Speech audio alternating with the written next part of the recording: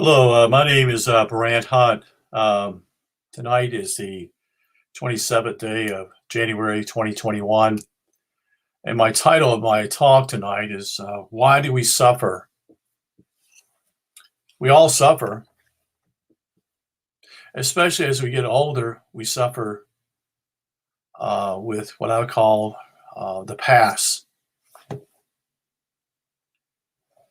And, and I know that one person that's actually, I've talked to many people about this in the past, but one person that does a um, pretty good job of talking about this in some ways is that I can remember his name. Let me see if I can find it here. His name is Vernon Howard, and he in the 80s and early 90s had a place in near Las Vegas in Boulder, Nevada, and he had a group of students there. And he would emphasize what I would call some of the teachings of Gertrude. And Gertrude is the fourth way. How the modern life that we live in, we don't even think about anything. We're not even present when we make decisions many times. We're not present.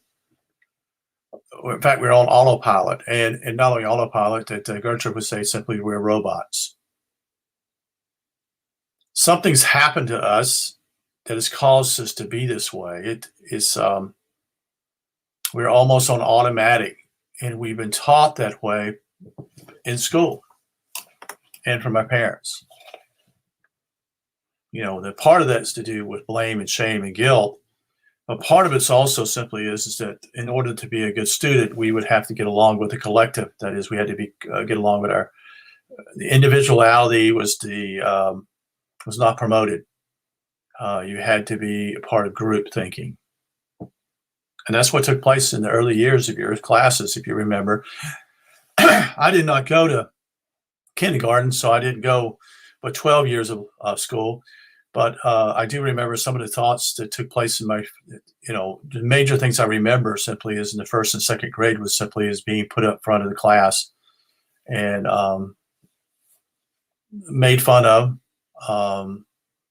Made me look like I was stupid or something. And I do remember simply wearing a dunce hat. This was how teachers did this to you. They did this type of thing to you that basically destroy your individuality. See, they didn't even know they were doing this. It's part of psychology, you see, and sociology. So why do we suffer? Well, part of us suffer because of traumas in the past. And what I mean by that simply is that many children, many of you now are adults, but in the past you were children, were treated wrongly. We're treated wrongly, and especially girls. But it's not to say that boys didn't have it either, but particularly girls, and to do with issues that to do with sex or just being treated as a child and not you understanding what's going on, and to basically destroy you emotionally within. And so part of that whole idea of these things have happened, part of it could be simply is that you chose when you came here to go through some of these things, even though you do not remember. That's one thought. Some people came here to go through that, to what I would call simply become more mature at a quicker pace. In other words, there'd be more pressure put on in their lives as a child or a teenager to grow up and become more mature in this time, what we call reincarnations. We are reincarnated over and over here. And part of these things is for us to learn certain things when we're here. We actually choose our parents and choose our siblings to produce what I would call maturity in our lives. But when we're going through it and when we're still in it, we don't see that. And so So what he talked about, Vernon Howard, was something was something was he talked about. It was always to do with even the issue of abuse, but it was simply was that how, what's a good word, that we would continue to play around with our failures. You know, someone would say within ourselves, "What's the use?" Or how relationships have failed in your past, and so what's the point? You know, I've been through this before. This hasn't worked, such and such. Um, and some are not even aware, they're not present, they're not being at that moment. They are actually, it's not present, you see. This creates a longing for of love. It's a longing, insecurities in a child that takes place because of these things that took place in their lives. Part of the other thing simply is, as I would call it, is a loop. It's something that it's like a recording loop. If you remember the cassettes, those days, you simply would have a tape and you could play this thing over and you just push it and you would go back over it, rewind, and then basically play the same message over on the same side. And so it's like a loop of a recording. So you say, well, I'm not going to amount to anything. And so when you think these things within yourself, and then eventually you speak these things and you're actually verbalizing them. And so what happens is simply is that it bounces off what we call this world we live in.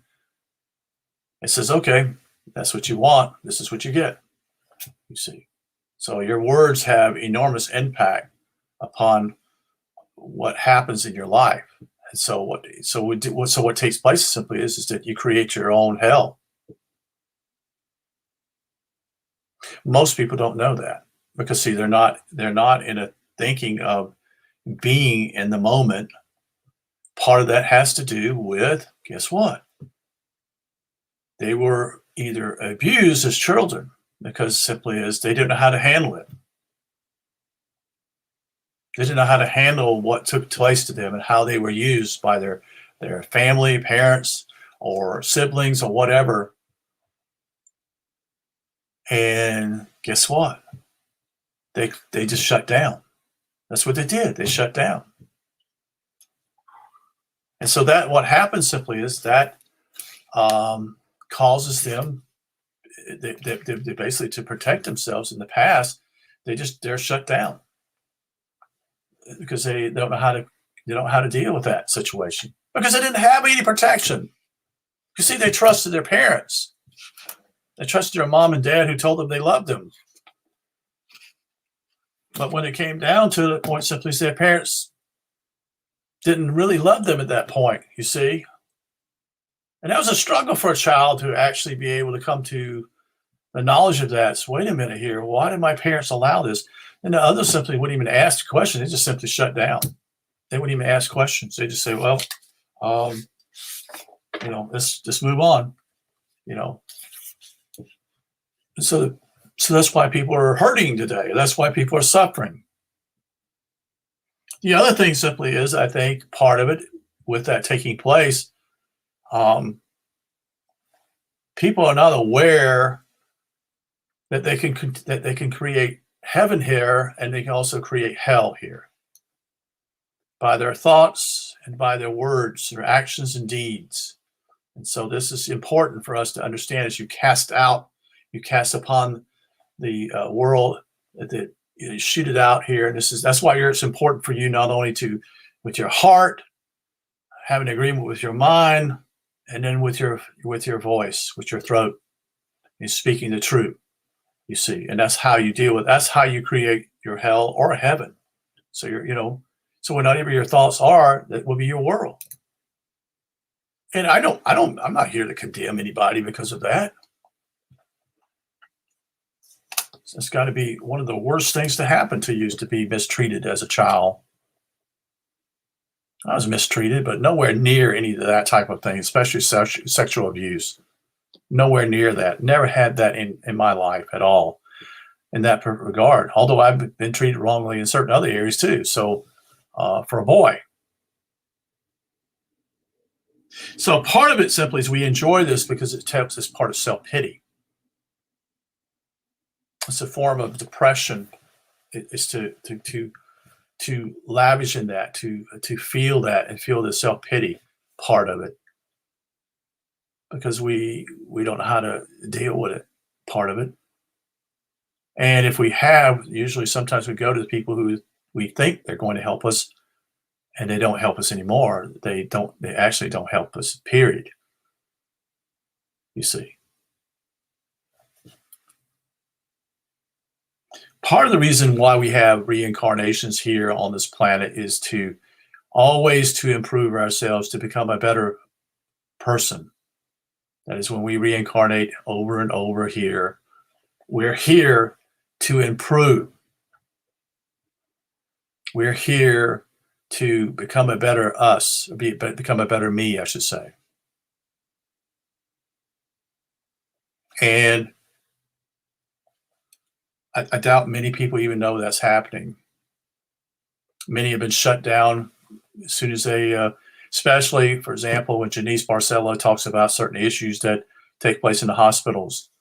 Um, where's the love? There's no love in the hospitals.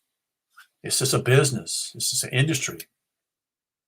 And mothers no longer don't understand simply is that it's their body. It's not for them to others to take and prod you here and prod you here and there, force you to, well, we're going to give you something to get you what I call, well, we'll give you a drug and let you sleep and rest off and deal with this pain. And it's based upon the doctors, what I would call simply is their schedule. They just want they want to have the baby when they want to have it, you see, instead of actually it being the baby who takes the focus of the whole thing. And it also simply is that we can't have babies that come through the birth canal, you see. All these things are part of traumas that happen to children, you see. And so they're already damaged emotionally. And then mama is supposedly asleep when she has the baby. She's so tired, such and such, and had her own drugs. And so she's knocked out. And so they may not see that, they never not see that baby at all, at first, because simply it's, and the eye to eye contact is critical at that point. It's also important that the dad be there, period, to be a support for not only his wife but also the child, and also simply is to have eyes to eye contact with the baby, which is a form of communication, folks. That's what it is. It doesn't always have to be voice. It can also be simply through your eyes. You see. So it's a struggle. And I know there's struggles because I know people talk about them, have shared with me some things that have occurred to them in their lives. But part of that sometimes eventually, iron sharpens iron, you see. And part of that is later on that you eventually, when you get older, you simply see some of these things in your life and say, why am I acting like this? Why am I out of control? You see. Part of this is going to do, I think part of it deals with our DNA. This has to do with our parents and our ancestors. So this is part of it. Also, we are taking on some of their traumas. And we don't realize that. Most of us don't. So that's what we need to understand. That's why we're here also to progress, not only for ourselves, but also to progress for our ancestors. We're here for that purpose also. The key is, I think, with for me being in nature, is for me to be present at the time, to be present. Because it's so easy to not be present. Also, nature itself is a form of balance. You see, I'm Aries. I'm an Aries fire. My name, Brant, means firebrand, sword. So I don't, you know, I can be really, I can be right in your face sometimes, supposedly. Um, Not always, but I can be. And as being an Aries, my mom had an enormous impact upon my life. I think that basically she helped me to balance myself out. That is, to be more loving and not to be so brutal, which is easy to do as a ram. You know, a ram is like, as Levette Hawkins shares, is like, you know, there are three of them here. You know, the Aries is the ram, Taurus, the bull,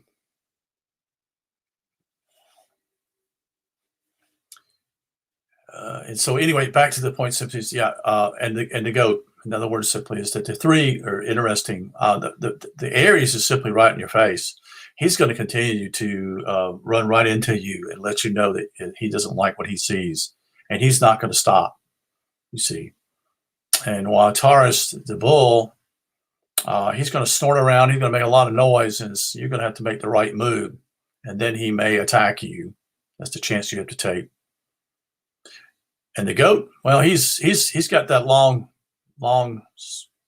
he's got that long standing share. He's just gonna wait and wait, see when the right moment is, and when he's in the right moment, you're not going to see it because he's going to hit you from behind. You see. But anyway, I'm kind of diverged here off here, so didn't mean to be that.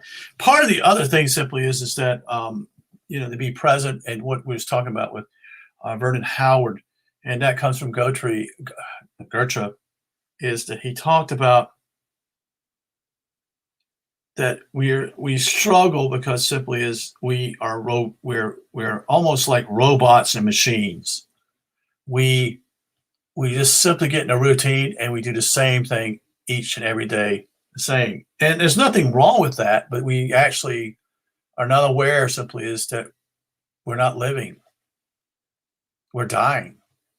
You see, we're dying because we're not living.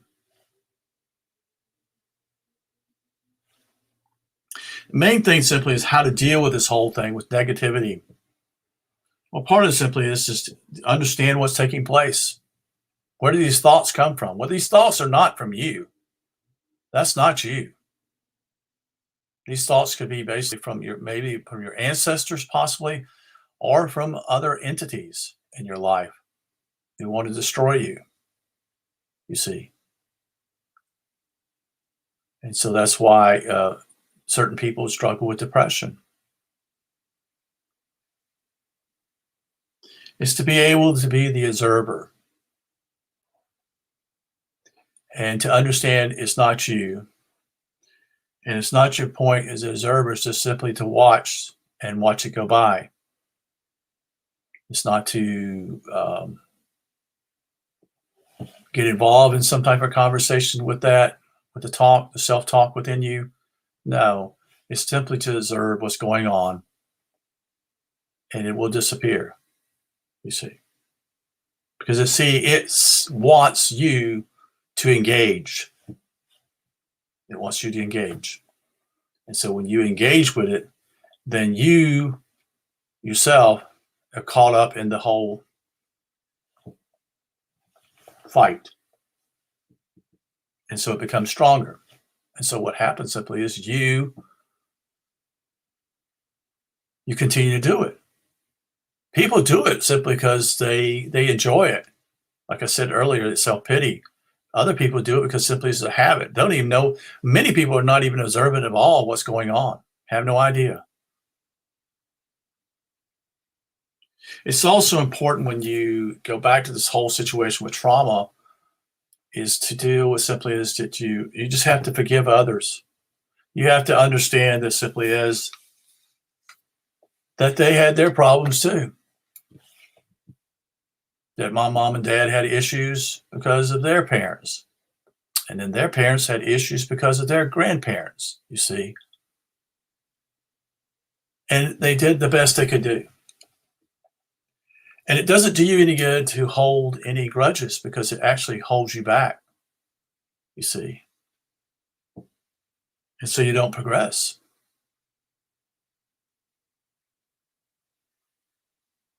So it's important to forgive yourself and your others.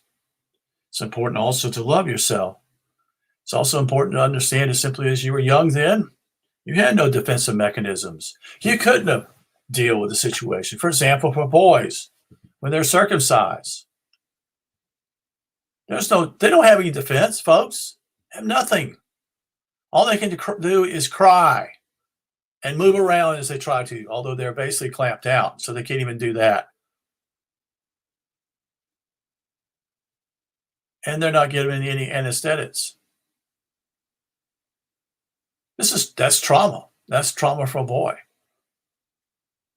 Do you understand that? And women are done the same way in different ways too. A lot of this has to do with religion. Did you know that? Religion is not spirituality, folks. Religion is a completely different ballgame than spirituality.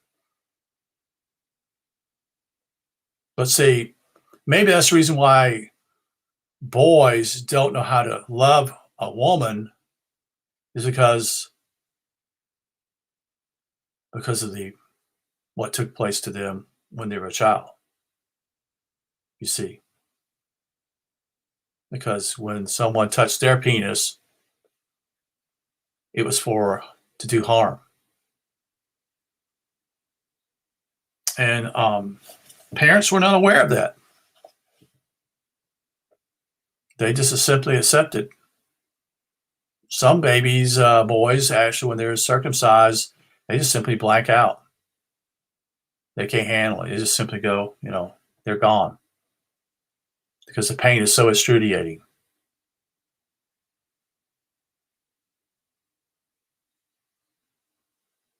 So you have to realize these things when you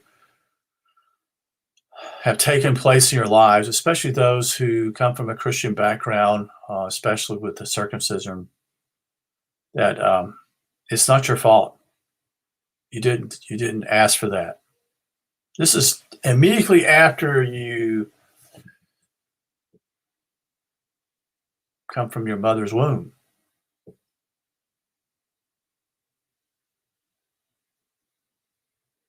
You see, we're all been mistreated.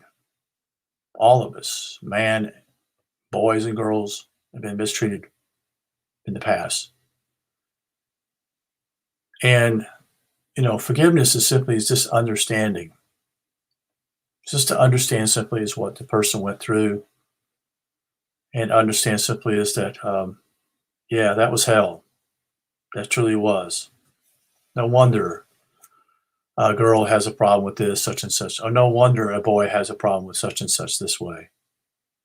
Because, see, the system we live in, this world,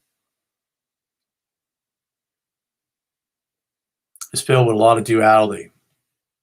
There's good here, there's also bad here. The problem simply is that many meet the bad at a very young age, which causes trauma for them.